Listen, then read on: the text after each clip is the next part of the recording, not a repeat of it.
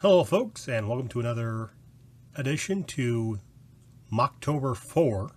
And today we have technically something I've made before, just updated.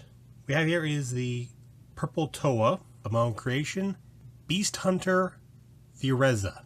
Now the reason why I want to revisit this figure was I have learned some things since the first time I made her.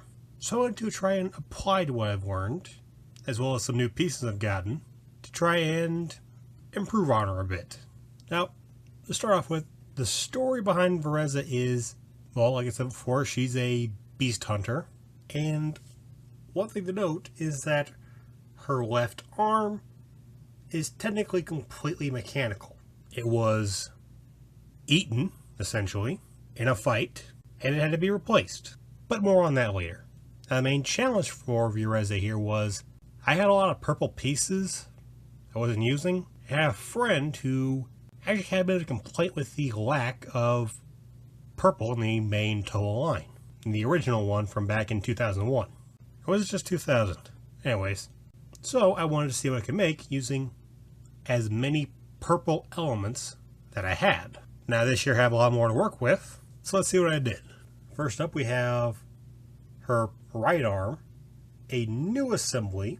Both arms are actually extended out a bit, giving her a bit more posability. She had a clearance issue with these armor pieces on the top, and that does help out a lot. Her upper arm you've probably seen quite a bit from the latest Toa series. The lower arm, not much else to say about it.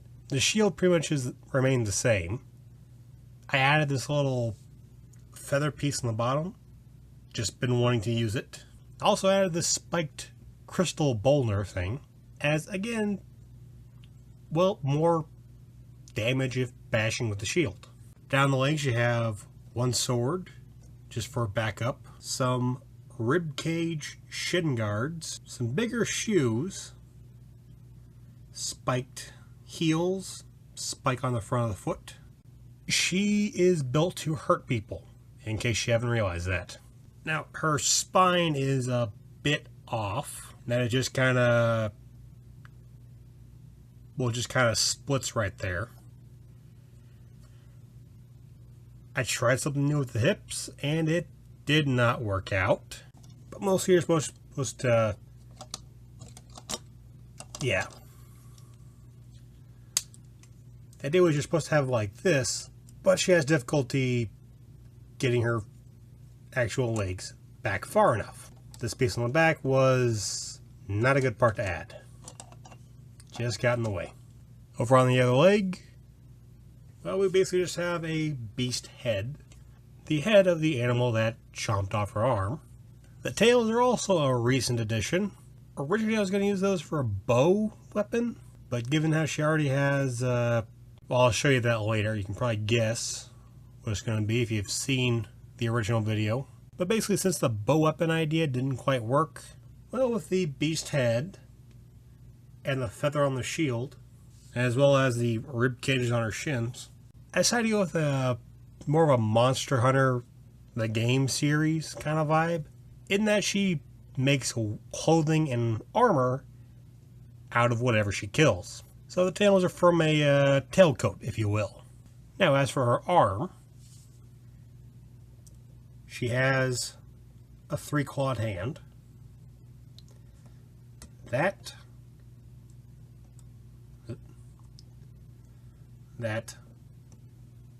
folds up